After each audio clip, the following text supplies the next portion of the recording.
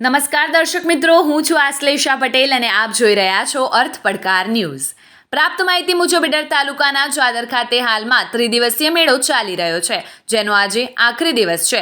પરંતુ છેલ્લા કેટલાય દિવસથી વરસાદે રૌદ્ર સ્વરૂપ ધારણ કરેલ છે, જેમાં સ્થિતિ વણસી ગઈ અને પબ્લિક વરસતા વરસાદથી બચવા માટે મેળામાંથી નીકળવા પ્રયત્નો કરવા લાગી, જેનાથી ટ્રાફિક સમસ્યા વધારે ગંભીર બની જવા પામી. જેને નિયંત્રણમાં લેવા માટે ચાદર પોલીસ ઇન્સ્પેક્ટર આર.ડી. તરાલ અને તેમની ટીમે પોતાના સ્વાસ્થ્યની પરવા કર્યા વિના સતત ઊભા રહી અને સ્થિતિને નિયંત્રિત કરતા જોવા મળી રહ્યા હતા અને સરાહનીય કામગીરી બચાવતા જોવા મળી રહ્યા હતા.